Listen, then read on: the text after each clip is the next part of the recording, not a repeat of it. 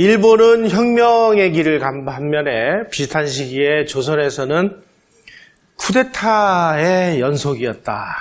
그러니까 뭐 이모군란, 갑신정변, 이게 일본처럼 어떤 혁명을 하려면 그것을 일으킨 세력들이 자기네들이 권력을, 정권을 쥐고 자기네들이 원하는 그런 그 개혁을 통해서 나라를 변실시켜야 되는데, 불행하게도 조선에서는 다 실패를 하고 말았습니다.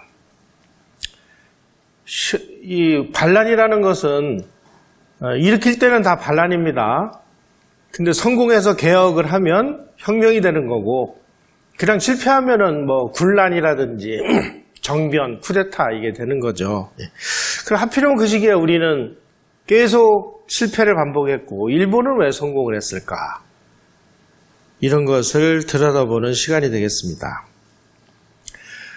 지난 시간에 그 의역 중인들이 강화도 조약을 체결하는 과정에서 조선의 1급 기밀을 빼서 일본에 넘겨줘서 강화도 조약을 체결하는데 도움을 주었다, 이런 말씀을 드렸죠.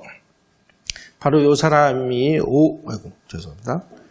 오경석, 그러니까 역관입니다. 중간에 있는 사람은 유대치, 이 사람은 한의사입니다. 의사. 아까 말씀드린 대로 의역 중인이죠. 이 두 사람은 다 중인이에요. 특이하게도 박규수라는 사람은 양반이었는데 이분은 누구냐? 연암 박지원의 손자예요. 연암 박지원은 누구냐? 젊은 시절부터 중국을 계속 드나들면서 세계가 어떻게 바뀌는지를 체험하고 온, 우리가 흔히 얘기하는 실학파의 거두. 그래서 이 박규수는 집에 가면 할아버지가 중국에 가서 사온 이 서양 사정을 쭉 설명한 많은 책들이 있어서 이 양반은 그야말로 이 책을 읽고 야, 우리가 개혁 개방을 하지 않으면 안 되겠구나 하는 생각을 강하게 가지고 있었습니다. 요 세 사람이 한국의 그 개화당의 새 원조다, 이렇게 얘기를 해요. 문제는 박규수는 좀 일찍 죽었고 이 두 사람 오경석과 유대치는 역관 의사 중인이니까 중인들이 뭘 할 수 있겠어요. 힘이 없으니까. 결국 우리가 우리의 뜻을 성공시키기 위해서는 양반 중에서 아주 젊은 그 엘리트 양반을 포섭을 해서 우리가 교육을 시켜서 개화 세력을 만들어내는 수밖에 없다. 그래서 이 사람들이 눈여겨봤다가 찾은 것이 김옥균입니다. 그래서 그 김옥균을 통해서 김옥균 그 집안 동네에 살고 있는 뭐 서광범, 박영효, 홍영식, 서재필, 김홍집 이런 사람을 끌어들여서 개화당이라는 것이 형성이 돼요. 이 사람들이 지금으로 치면 어느 동네에 살고 있었느냐? 저 개동에 보면 현대사옥 있죠? 현대사옥에서 쭉 올라가면 옛날에 경기고등학교 있던 자리 정독도서관 그 부분이 이 양반들이 모여 살고 있었던, 지금 그 가회동이라고 하죠? 가회동, 윤보선가 있고 한 그 동네가 이 양반들이 모여 살고 있는 지역인데 그걸 북촌이라고 그래요. 바로 그 북촌에 모여 살고 있었던 청년들, 다 나이로 치면은 뭐 21살, 17살, 19살 이렇게 젊은 시절에 과거 급제를 한 아주 총명한 엘리트층을 오경석과 유대치가 포섭을 해서 이 친구들에게 이제 개화, 개방, 개혁의 필요성을 강조함으로써 이제 한국 사회에서 개화당이 만들어지기 시작합니다. 이 무렵에 1876년에 이제 강화도 조약을 체결한 이후에 일본이 보니까 조선은 뭐 군대라고 이름하기가 좀 창피할 정도로 좀 엉망이니까 우리가 교관을 보내줄 테니까 신식 군대를 만드는 게 좋겠다. 그래서 일본 교관을 보내가지고 이 사람의 지도하에 신식 군대를 만듭니다. 이걸 별기군이라고 얘기를 해요. 그런데 이 고종이라는 이 국왕은 참 특이하게도 자기 아버지 대원군 시절에는 이 강화도 지역을 통해서 계속 서양 세력들이 쳐들어오니까 이 왜적들을 막기 위해서 강화도 일대의 무력을 강화를 했는데 이 강화도 일대의 병력들을 전부 줄여버리고 돈 많이 든다고 줄여버리고 별기군 이런 것들을 만들면 전부 국왕 호위 부대를 만들어요. 지금으로 치면 청와대 경호실을 계속 이제 강화를 하는 거예요. 왜? 이 사람 머릿속에는 국가라는 건 들어있지 않았습니다. 오로지 나와 내 아들 왕실의 안전만이 중요한 거예요. 그러니까 왕실을 지켜야지. 나라야 나는 상관없어. 응?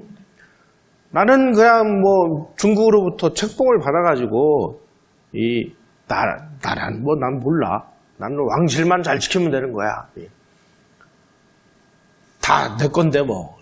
이 가산제 국가라는 겁니다. 그러니까 왕이 국가라는 생각을 안 하고 그냥 왕실만 챙기는 이런 유형의 지도자였다는 뜻이에요. 그래도 이 별기군도 왜적을 지키려면 강화도나 어디 변방에다가 배치를 해야 되는데 전부 궁궐에다가 넣어가지고 궁궐 수비하는 데다가 군대를 양성하기 시작한 거예요.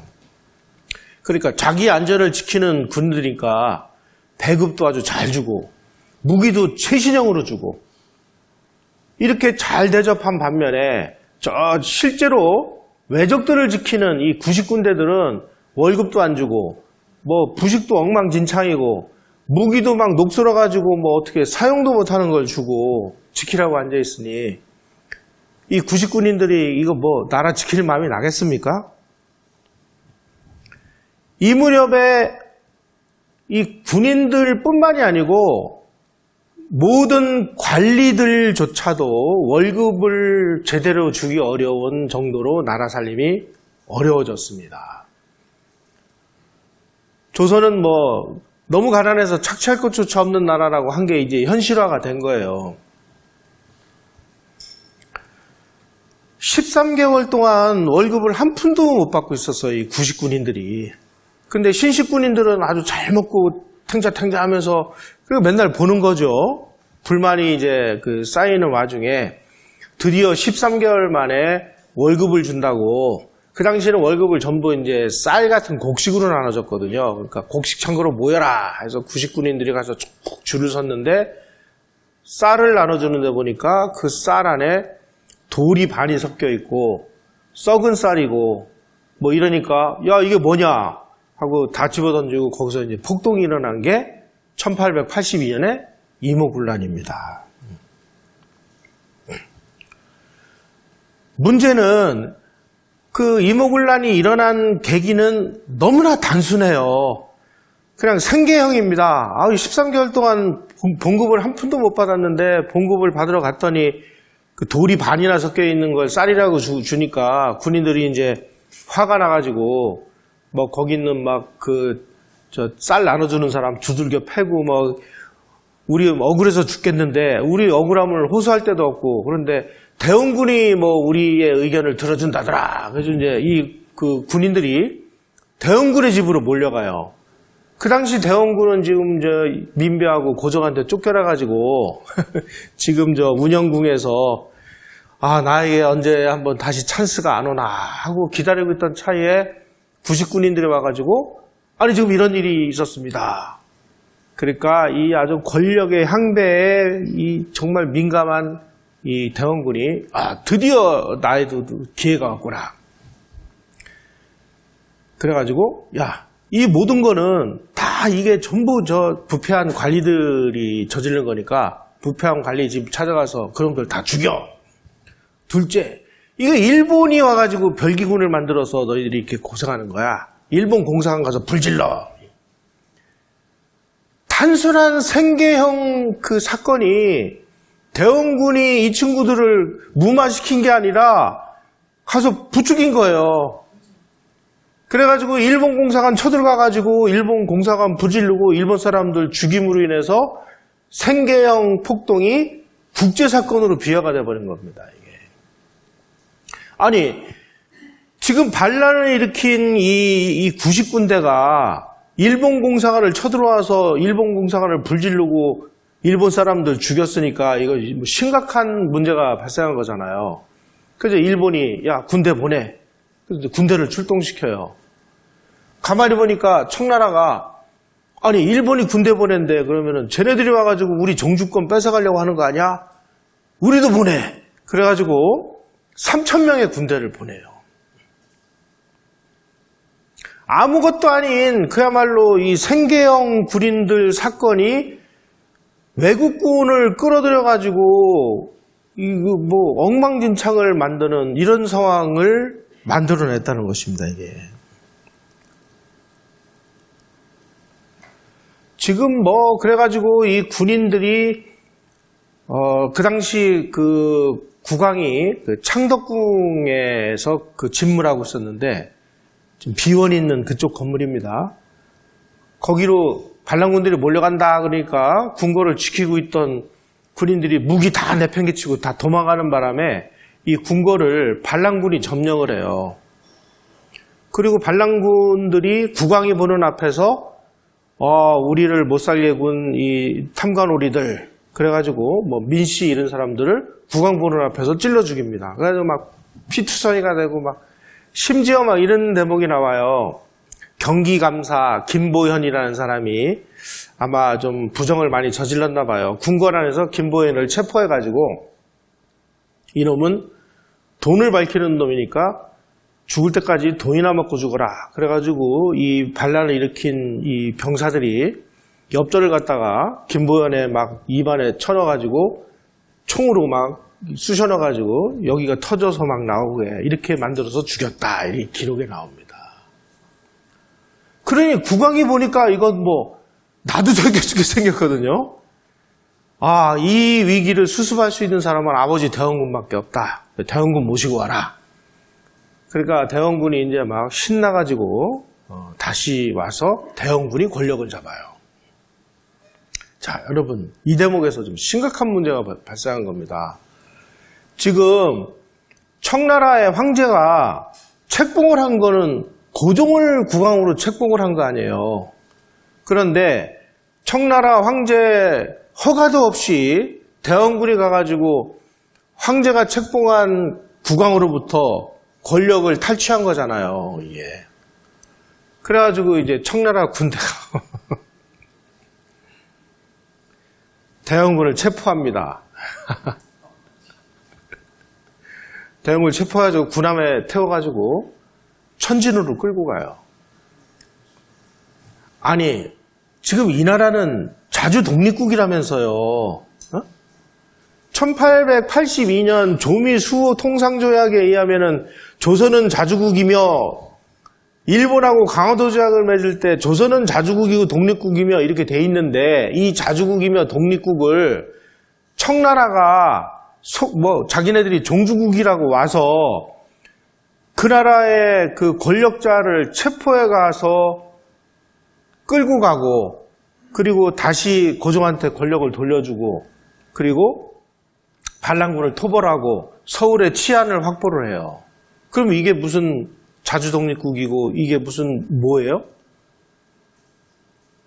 그러니까 우리는 조약에는 분명히 자주독립국이라고 이렇게 맺어놓고 자주국이 뭔지 독립국인지 뭔지도 모르는 그리고 그런 것을 지키려고 하는 의지도 능력도 없었다.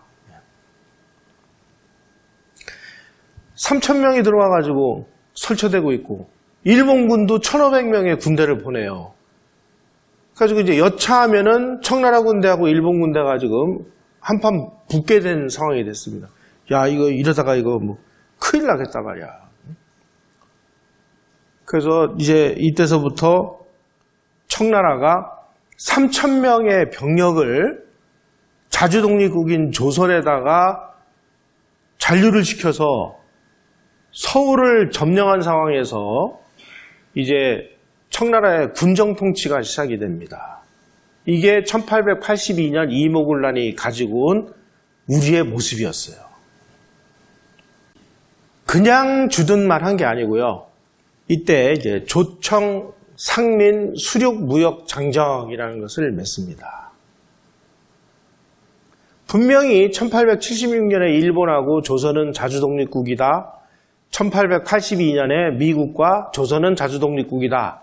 영국과 독일과 다 조약을 맺었는데도 불구하고 그로부터 불과 몇 개월 후에 일본 청나라가 1882년 10월 4일 날 조청상민 수령무역장정이라는 것을 체결을 해서 거기에 제1조에 뭐라고 되어 있느냐, 제1조에 보시죠.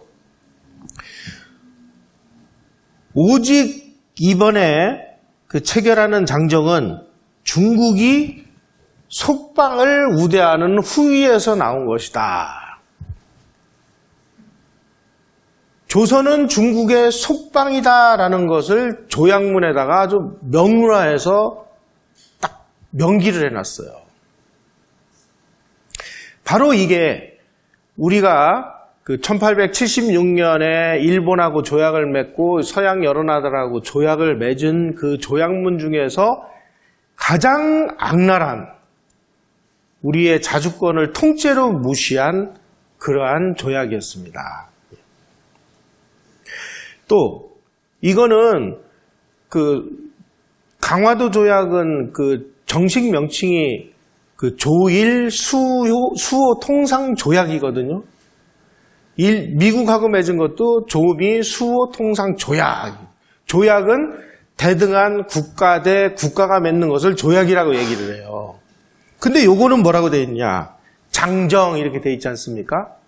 자, 이렇게 한번 보세요. 예. 조선과 청나라가 상민, 상업을 하는 사람들이 수료, 바다와 육지를 통해서 무역을 할 수 있는 조약인데 이 조약이 아니라 장정인 이유는 뭐냐? 조선은 자기네들이 볼 때 속국이기 때문에 이건 나라가 아니에요. 나라가 아니니까 조약이라는 것은 당치도 않은 거야. 장정이라는 건 뭐냐?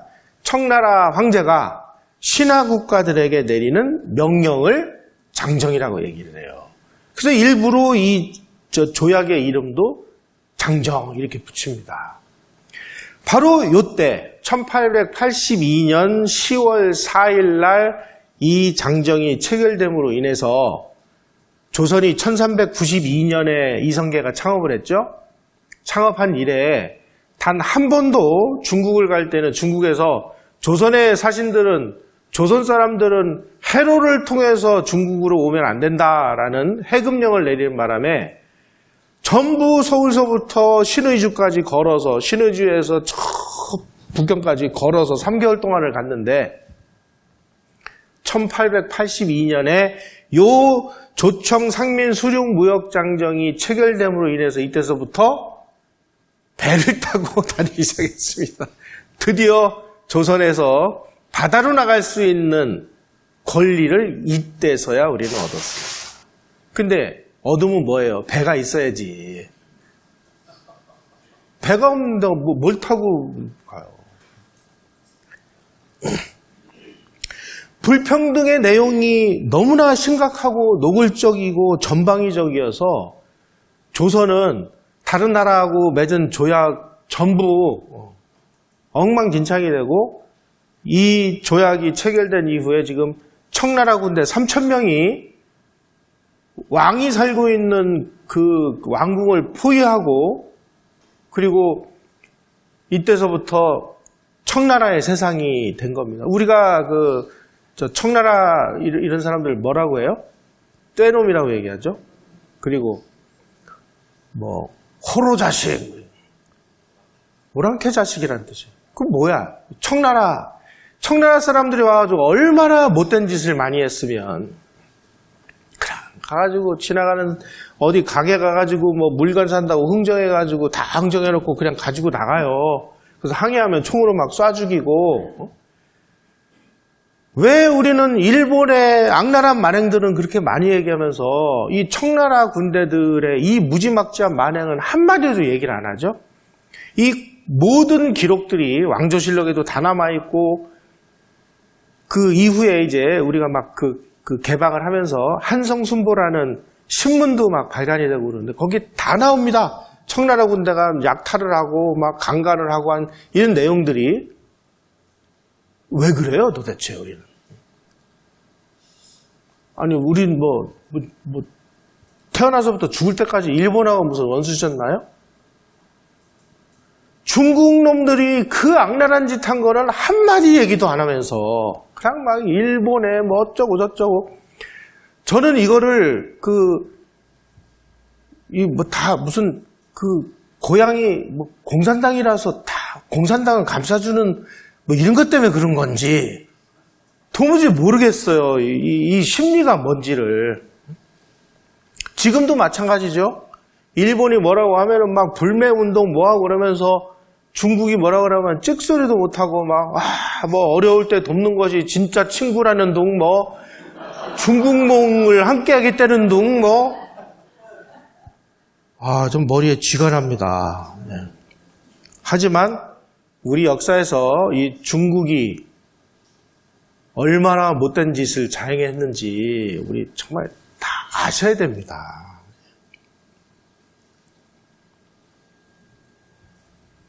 이런 역사가 있음에도 불구하고 얘기조차 안 하는 거는 이거는 역사 왜곡이 아니라요. 역사 날조입니다. 날조. 게다가 도무지 이제 조선을 좀 믿을 수가 없다 그래가지고 이번에는 아예 조선이 이제 조약을 체결해야 되는데 조약을 진행할 수 있는 국제법에 대해서 아는 사람이 있나, 관세가 뭔지를 아나, 하다못해 영어나 외국어를 할 줄 아는 사람이 있나, 없잖아요. 그러니까 중국의 이용장이가 외교 총책인데 이용장이 감시자를 하나를 외국인을 내세워서 네가 가서 이제 조선에 가서 조선을 도와줘. 명목상으로는 도와주러 보냈어요. 그런데 이 사람은 감시자입니다. 조선의 재정과 외교를 감시하기 위해서 보낸 게 누구냐? 멜렌도르프라는 사람을 보냈어요. 이 사람이 멜렌도르프예요. 학교 다니던 시절에 멜렌도르프 배우셨죠? 바로 이 사람입니다. 문제는 이 사람을 보냈는데 조선에 와가지고 조선 고종이 벼슬을 줬어요. 외교 협판. 지금으로 치면 외무부 차관.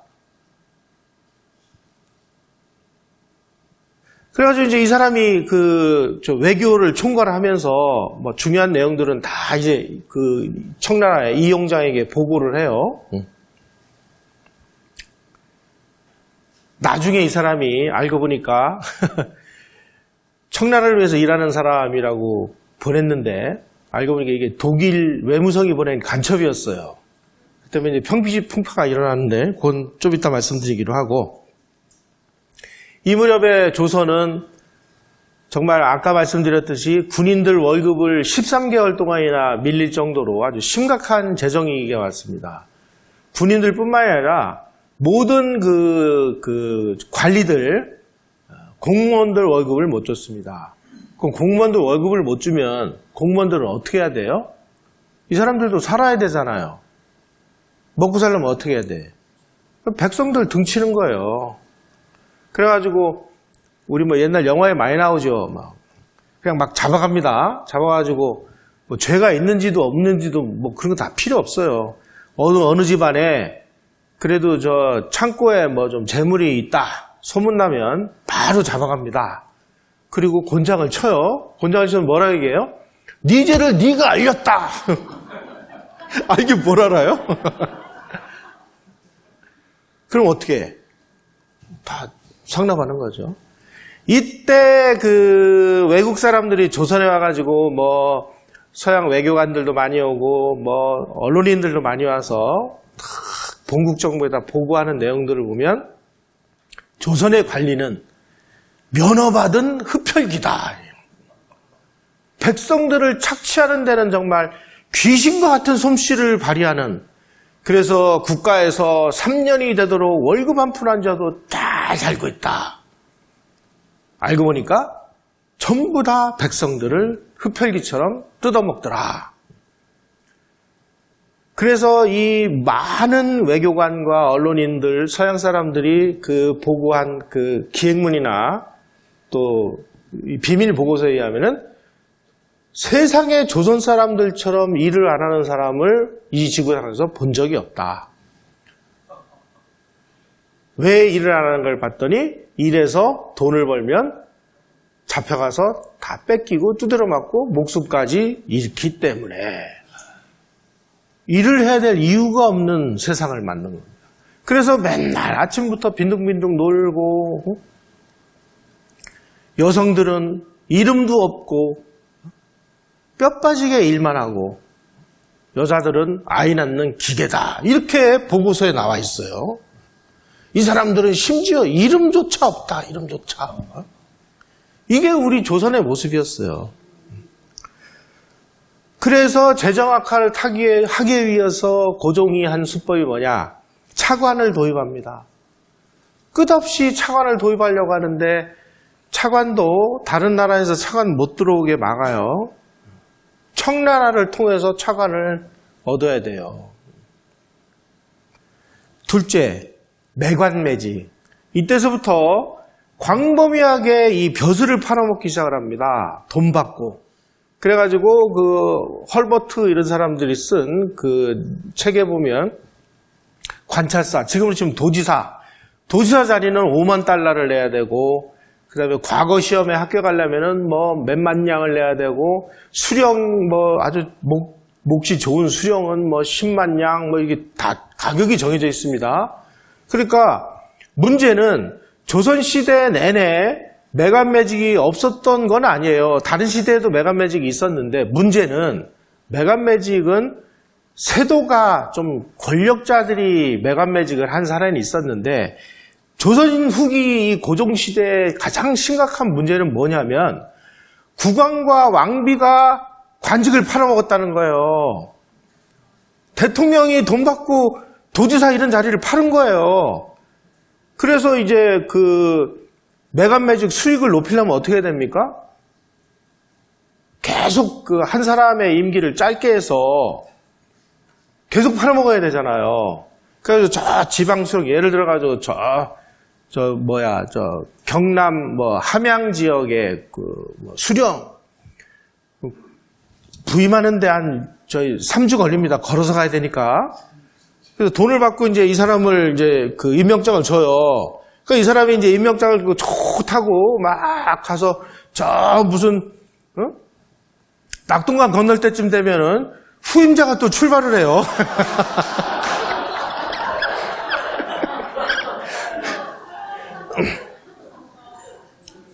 웃을 일이 아니고요. 법부 대신이 3년간 24명이 바뀌어요. 공조판성 26명이 바뀝니다. 수령 이런 거는요, 임기가 불과 3, 4주. 그래야 매관매직 수익이 극대화되니까. 세 번째로는 동전을 찍어내요. 그러니까 막 그 주전소라는 걸 만들어가지고 동전을 찍어내요. 그 이름이 이제 당오전이라는, 그 당시만 해도 당 1전짜리가 있었는데 이름만 오전으로 바꿔가지고 5배로 뻥튀기 합니다. 당오전이에요. 그러면 당오전을 만들어서 그 만들어진 당오전을 정부 재정 창고에 집어넣어서 정부의 이 그 세입으로 써야 될 거 아니에요. 그런데 이 고종하고 이 민비는 당오전을 찍잖아요? 그럼 그걸 전부 가져다가 정부 재정 창고가 아니라 왕실 재정 창고에 집어넣어요. 그래서 왕실에서 소용되는 비용으로 쓰는데 왕실에서 제일 많이 쓴 비용이 뭐냐? 무당푸닥거리 하는 겁니다. 세상에 진령군이라는 그 무당이 있는데 조선시대 군이라는 자코를 받으려면 원래 왕이 정실 부인, 그러니까 왕비로부터 그 자식을 얻으면 대군 이렇게 얘기를 합니다. 대군. 그리고 딸을 낳으면 공주 이렇게 부릅니다. 그런데 이제 그 정실 부인이 아니라 이제 뭐라고 그러나 첩을두죠. 후궁이라고 그러죠. 후궁에서 태어난 그 아들은 군이라고 자코를 붙여줍니다. 그리고 딸은 옹주 이렇게 얘기하는데, 이 군이라는 거는 왕의 서자 이 정도의 레벨에 올라가야 군의 자코를 주는데, 이 진령군이라는 무당은 이모군란 때 민비가 장원으로 도망을 갔어요. 도망을 갔는데 그 동네에서 무당이 있는데, 무당이 당신 몇 월 며칠 날 서울로 돌아갈 거야 이렇게 얘기했는데, 희한하게 그 날짜가 맞았어요. 그러니까 야, 이게 신이 내리는 이거 무당이다 그래가지고 이 무당을 데리고 와서 궁궐에서 같이 살았어요. 그리고 군이라는 자코를 내리고, 이 여자가 또 이제 벼슬을 팔아먹어요. 이게 참. 황현의 매천야록이라는 책이 그 당시 이게 이제 조선이 망해갈 때 그 이야기가 나왔는데, 이 민비가 약간 아마 선천성 질환이 좀 있었나 봐요. 그래서 아이를 낳기만 하면은 일찍 죽어요. 순종도 나중에 이제 황제가 되지만, 이 순종도 기록에 의하면은 좀 이게 유전적인 좀 그 질병이 있었던 것 같습니다. 그 애가 이제 계속 비실비실하고 그러니까 죽으면 안 되니까 용왕님께 제를 올려야 된다고 그래가지고 매일 쌀 10,000섬을 밥을 지어서 용왕님께 먹인다고 한강에다가 계속 밥을 들이부었다. 또 이 무당이 금강산 12,000폭에 쌀 한 섬과 10,000냥씩을 바쳐야 된다고 그래가지고 각 봉우리마다 쌀 한 섬과 12,000냥씩을 놓고 아들의 병 안 나기를 바랬다. 기록들이 나옵니다. 그 돈이 어디서 나왔느냐? 전부 이런 식으로 돈 찍어가지고 왕실재정에다 집어넣고 그 돈으로 이 짓을 한 거예요. 한마디로 고종과 민비 시대는 무당이 통치한 시대였다. 이렇게 이해를 하시면 되겠습니다. 자, 이래가지고 조선책략이라는 책을 영국이 중국에다가 막 압력을 넣어가지고 조선 사람들에게 러시아의 그 위험성을 좀 알리고, 그리고 러시아하고 손잡으면 안 되고, 이렇게 해서 조선책략 외교에 의해서 미국, 영국, 독일 수교를 했는데, 멜렌드로프라는 친구가 이용장의 신복이라고 왔는데, 와가지고 감시가 느슨해진 틈을 이용을 해가지고 재빨리 러시아하고 수교를 합니다. 나중에 알고 보니까 멜렌도르프가 독일 정부로부터 러시아를 동아시아로 끌어들여라. 그러기 위해서는 지금 러시아의 가장 핵심 사항은 한반도로 내려가서 한반도에서 부동항을 획득하는 거니까 러시아하고 조선을 수교하게 해주면은 러시아가 유럽 쪽보다는 동쪽 지역에 관심을 가질 것이다. 그렇게 지령을 내립니다. 러시아라는 곰을 동아시아의 목장으로 유인하라라는 지령을 받고 멜렌도르프가 움직인 것이 바로 조선과 러시아의 수교입니다. 이건 무슨 뜻이에요?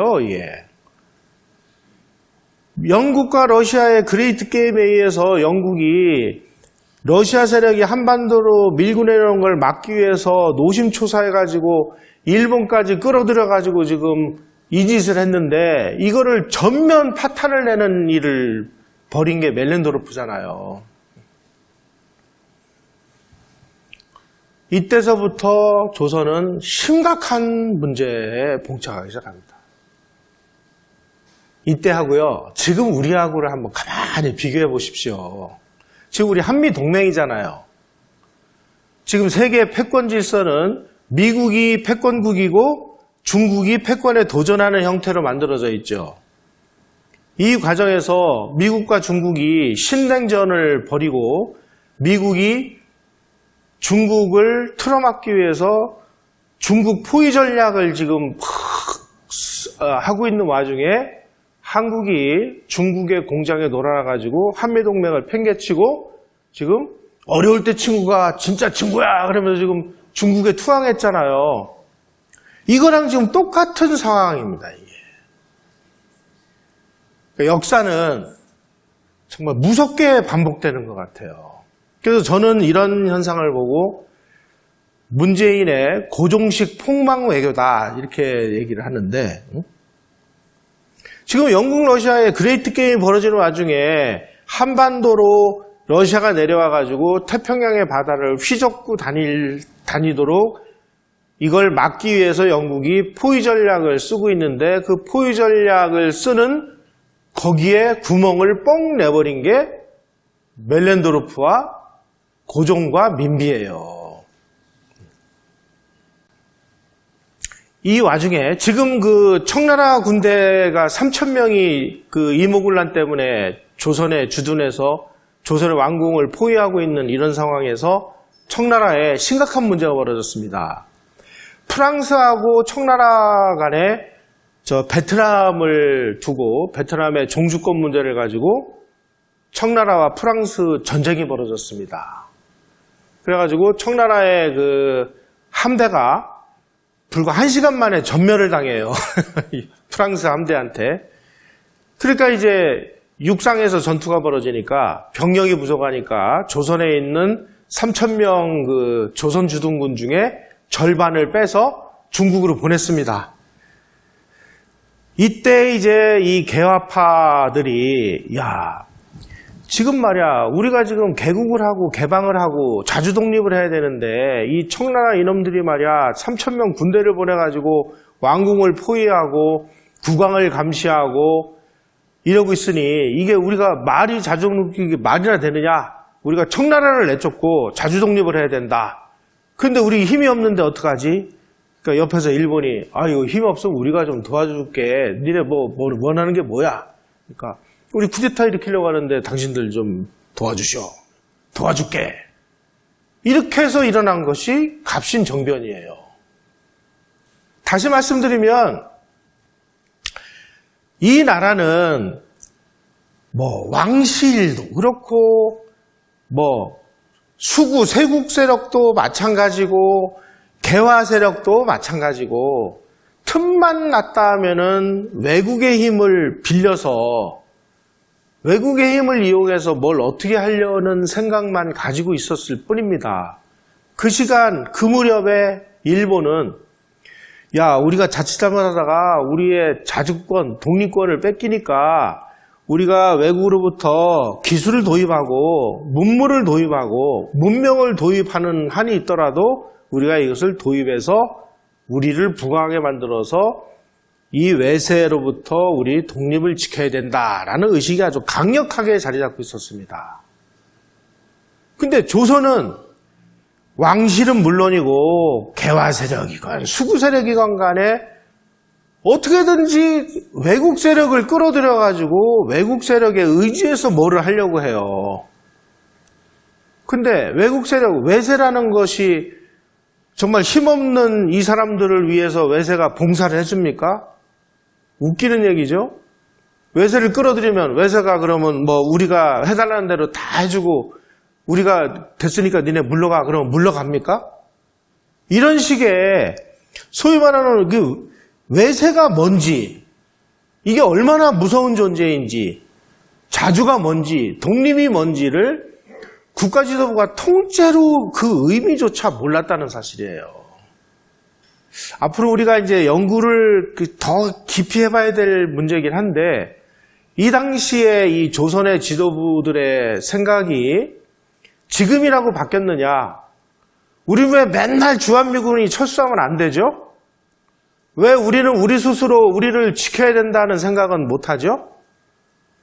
북한이 핵무기 가지고 공갈을 치면 우리도 우리 군대, 우리 국방비를 얼마나 쓰는데 우리도 핵무기 만들어. 그래가지고 우리 스스로 우리나라를 지킬 생각을 안 하고 왜 맨날 성조기 들고 이스라엘기 들고 광화문에 나가야 되죠?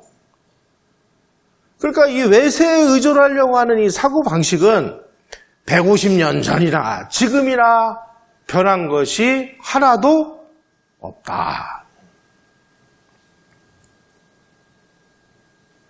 이게 일본 지도부와 조선 지도부의 결정적인 차이인데 도대체 이게 왜 이런지, 우리는 자주독립국이 뭔지를 지금 아는지 모르는지, 왜 우리는 자꾸 중국에 의존하려고 하는지, 미국에 의존하려고 하는지, 우리 정말 심각하게 우리 스스로를 반성을 해봐야 됩니다.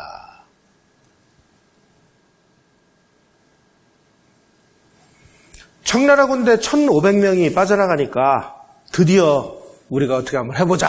그래가지고 이 개화당의 두목인 김옥균이가 이 오른쪽에 있는 사람이 그 당시 일본이 보낸 조선 공사입니다. 다케조에라는 사람인데 이 사람하고 1884년 11월 달에 비밀리에 만나서 우리 쿠데타를 이긴다. 그랬더니 이 다케조에가 그럼 우리가 비용과 병력 200명, 그 당시 일본군은 200명만 놔두고 다 철수를 했거든요. 병력 200명을 돕겠다. 쿠데타 계획이 딱 났습니다. 그래놓고 이제 다케조에가 걱정이 되니까 본국 정부에다가 지금 개화당이 쿠데타를 일으키는데 일본의 도움을 요청해 왔는데 저는 쿠데타를 일으켜야 된다고 생각을 하는데 본국 정부의 훈령을 보내달라. 쿠데타에 그 도움을 줘야 되느냐 말아야 되느냐. 그런데 그 당시에 교통편이 엉망이고 그래서 이 사람이 보낸 훈령 요청서가 일본 외무성에 도착하는데 열흘 걸리고, 일본 외무성에서 이제 이렇게 해라. 그래서 보내는데 또 열흘 걸리고, 20일이 걸리게 돼 있어요. 가만히 보니까 김옥균이가 분명히 일본 정부가 이 훈령 요청을 받으면 쿠데타에 참여하지 마. 그러면은 쿠데타가 안 되잖아요. 그러니까 이 훈령이 도착하기도 전에 12월 4일 날 거사를 실행해버려요. 그게 갑신정변이에요.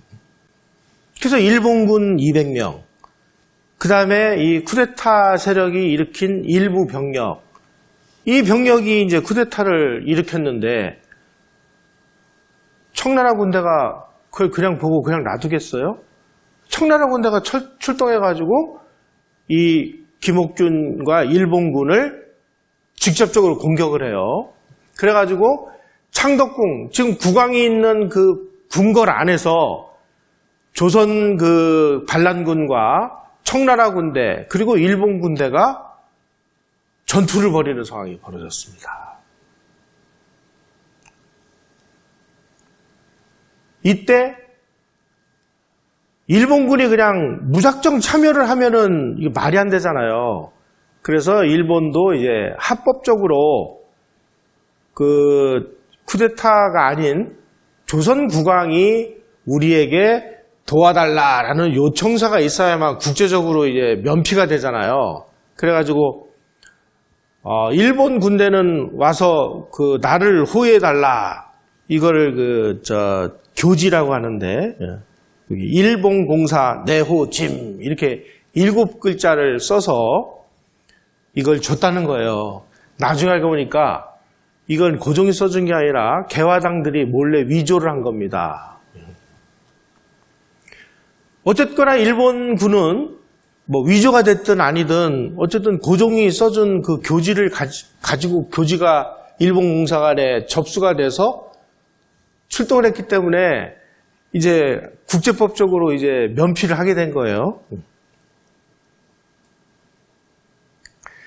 그래서 이제 첫날은 쿠데타가 성공을 했습니다. 그래서 뭐도 하고 그때 이 사람들이 하고 싶었던 제일 핵심이 뭐냐? 신분제 폐지입니다. 조선에서 이 신분제라는 게 얼마나 정말 강고했는지 약 3% 내지 7%의 양반, 그리고 10% 내지 15%의 중인, 나머지 약 그 80%는 다 상민 혹은 노비인데 우리가 상민을 상놈이라고 그렇게 얘기해요. 양반 상놈.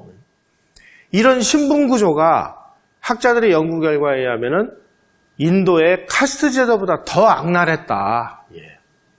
그러니까 이제 이 하층민들은 무슨 수를 써서라도 이 소위 말하는 반상의 이 신분제를 무너뜨려야 이 나라가 제대로 된 나라가 된다. 그 이 갑신정변을 일으킨 이 개화당들도 자기네들의 그 내 안에 신분제 폐지를 가장 먼저 내세웠습니다. 그런데 이 사람들은 또 한 가지는 뭐냐면은 일본을 가보니까 일본은 천황은 있는데 천황은 그냥 상징적으로 존재하는 거고 아래에 내각이 있어서 내각을 통해서 통치를 하거든요. 이걸 이제 입헌군주제라고 얘기를 해요. 우리도 입헌군주제를 하자.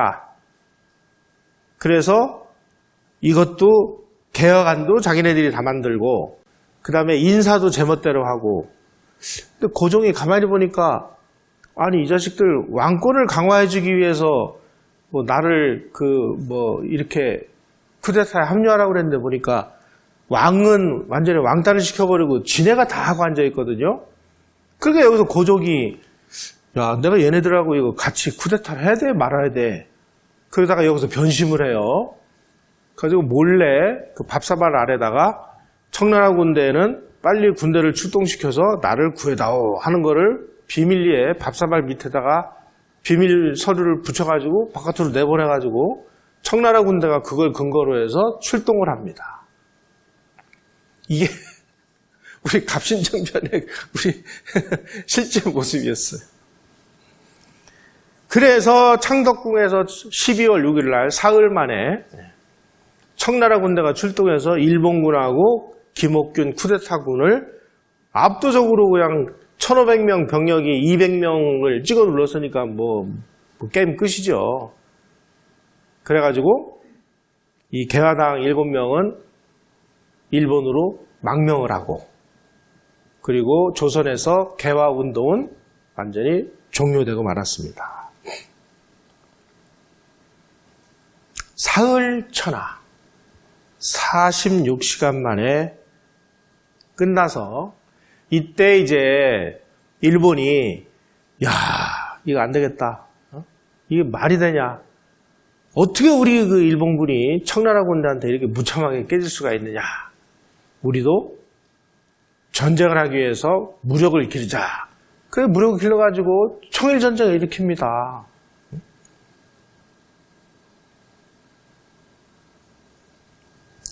이때서부터 일본은 군비를 대대적으로 강화하기 위해서 그 당시에 아주 이 전 세계에서 싸움을 가장 잘한 나라가 어디냐면은 독일의 전신인 프러시아라는 데가 있습니다. 이 프러시아 나중에 이제 독일이 되는데 이 프러시아라는 거는 군국주의의 원조예요.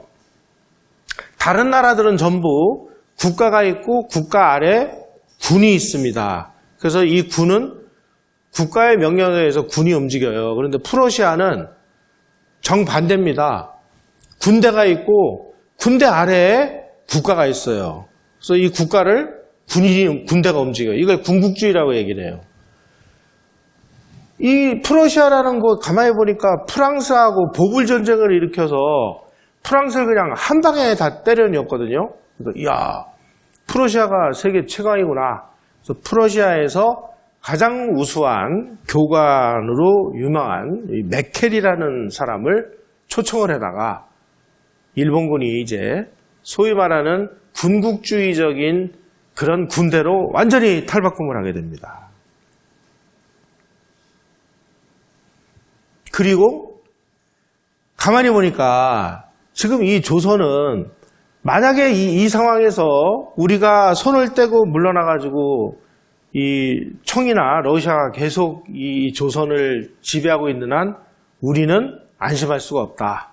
그러니 어떻게 하든지 이 한반도를 이 위협을 없애려면은 우리가 한반도를 차지하는 게 최선이고 그게 안 되면 적당한 선에서 한반도를 분할을 시켜서 북쪽 지역은 러시아가 가져가고 남쪽 지역이라도 우리가 차지하자. 그게 39도선 아니면 38도선인데요. 38도선은 뭐 다 아시는 선이고 39도선은 어디냐? 평양과 원산을 잇는 선이 39도선입니다. 이런 구상을 하기 시작을 합니다. 결국은 갑신정변도 아니 개혁을 하고 뭘 하려면은 자기네들 중심으로 자기네들이 중심이 돼서 뭔가 그 자력으로 할 생각을 안 하고 일본군의 도움을 끌어들여서 하려고 하니까 이게 안 되는 거죠. 결국 고종도 도라섬으로 인해서 고종이 청나라 군대를 끌어들여 가지고 청나라 군대가 개화당을 완전히 묵사발을 해가지고 이때서부터 이 국가 지도부 내에서 개화라는 말만 들으면 치를 떠는 이런 상황이 돼버렸다. 고종실록을 보면 그렇게 돼 있습니다.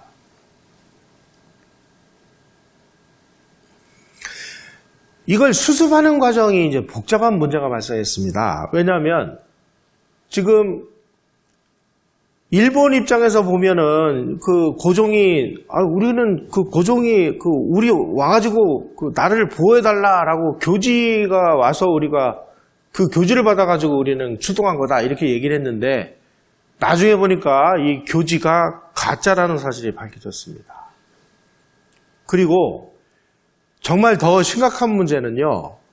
갑신정변을 김옥균이가 그 주동을 해서 일으킨 걸로 알고 있었는데 알고 보니까 갑신정변의 연출, 기획 모든 것은 일본의 후쿠자와 유키치라는 사람이 기획을 했습니다. 그때 이제 갑신정변 쿠데타 당시에 일본군 자객들도 동원이 돼요. 그래서 그 민영이 이런 사람들을 그 공격을 하는 게 전부 일본 그 자객들이 그 공격을 하는데 이 자객도 후쿠자와 유키치가 보내준 거고요. 그 폭약으로 폭발을 시키는데 그 폭약도 후쿠자와 유키치가 내주고 돈도 후쿠자와 유키치가 내주고 이런 사실이 다 밝혀졌습니다. 왜 그러냐? 왜? 후쿠자와 유키치 생각은 조선에서 개화당들이 정권을 잡도록 우리가 정변을 일으켜서 조선이 이제 개화당이 세력을 잡으면 우리가 그 사람들을 도와가지고 개화 세력을 만들어주면 이건 자연히 우리의 말을 잘 들을 거 아니냐. 이런 식으로 계산을 하고 김옥균에게 모든 거사 자금 이런 걸 다 대줬는데 사흘천하로 실패를 하니까 후쿠자와 유키치가 이제 황당하게 된 거죠. 그래가지고 나중에 김옥균이가 일본으로 밀항을 한 다음에 후쿠자와 유키치가 그 갑신정변 쿠데타의 주역이라는 사실을 숨기기 위해서 갑신일록이라는 그 갑신정변 그 기록물이 딱 하나 남아 있는데 이 갑신일록을 후쿠자와 유키치의 영향을 받았다는 내용은 다 빼서 가짜로 위소를 하게 됩니다. 이게 바로 갑신정변 쿠데타에 후쿠자와 유키치가 개입됐던 사실이 은폐된 이런 과정입니다. 바로 이 부분입니다. 이 사람이 후쿠자와 유키치인데 후쿠자와 유키치가 모든 걸 다 도와줬는데 지금 우리 역사 이런 데서는 싹 빠져 있어요. 갑신정변 쿠데타도 결국은 후쿠자와 유키치의 그 의도였고 바로 이게 갑신정변 회고록 이게 그 갑신일록이라는 것을 그 번역을 해서 낸 책입니다. 요 갑신정변 회고록이라는 책은 지금 교보문고 이런 데서도 팔고 있는데 요 책이 김옥균이가 의도적으로 후쿠자와 유키치는 여기에 그 관여 안 됐다라는 것을 증명하기 위해서 후쿠자와 유키치 내용은 다 빼고 가짜로 쓴 내용이다 하는 것이 학자들의 연구에 의해서 밝혀졌습니다. 자, 이제 갑신정변 쿠데타 과정에서 청나라 군대하고 일본 군대가 조선 국왕이 사는 궁궐안에서 치열한 전투를 벌였잖아요. 그때 일본이 이 갑신정변의 그 후속 조치를 하기 위해서 또 1,500명 군대를 또 보냈습니다. 그래가지고 청나라 군대 1,500명, 일본군 1,500명이 서울에서 또 으르렁으르렁 하고 있으니까 야, 이러다 이거 또 전쟁 나는 거 아니냐. 그런데 일본도 그렇고 청나라도 그렇고 지금 전쟁할 수 있는 준비가 안 돼 있어요. 그러니까 휴전. 야, 우리 이러지 말고 조선에 있는 군대를 다 철수시키자. 협약을 맺자.